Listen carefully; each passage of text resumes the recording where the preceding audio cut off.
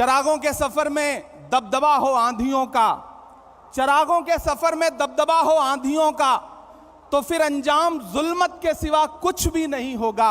ये दुनिया नफरतों के आखिरी स्टेज पर है, इलाज इसका मोहब्बत के सिवा कुछ भी नहीं होगा।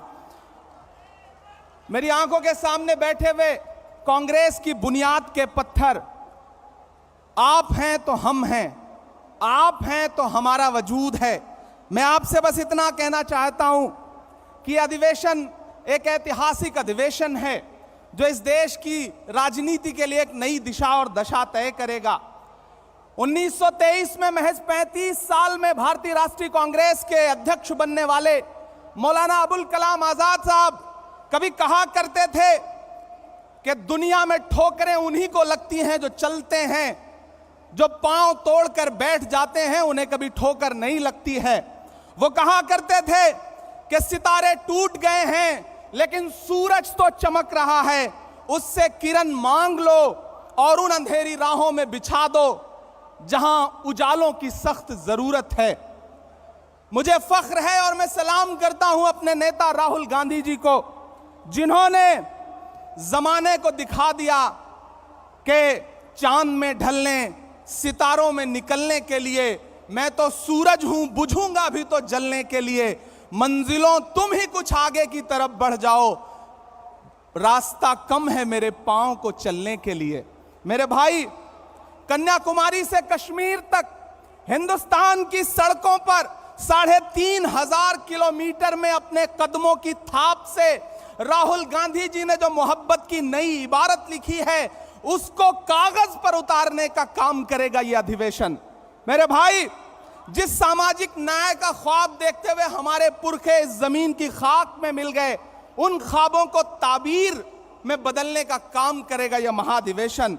यकीनन मुल्क मुश्किल दौर से गुजर रहा है, सरकारी कलम से जुल्म की नई कहानियां लिखी जा रही हैं।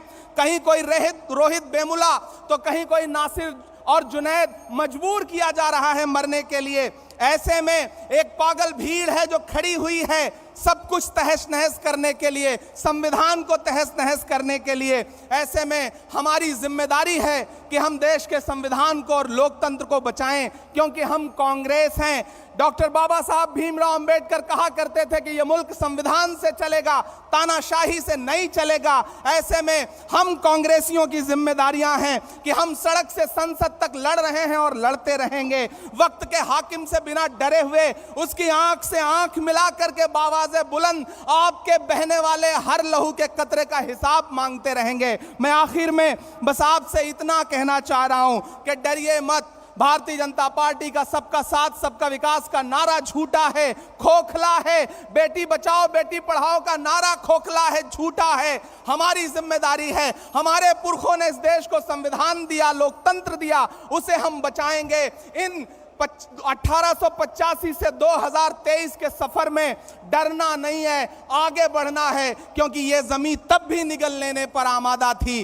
पांव जब टूटती शाखों पे उतारे हमने। इन मकानों को खबर है न मकीनों को खबर, उन दिनों की जो खलाओं में गुजारे हमने। हाथ ढलते गए सांचे में तो थकते कैसे, वक्त के साथ नए नक्श निभाए हमने कि ये आवाजें बुलंद और बुलंद, बामोदर और जरा और संवारे हमने।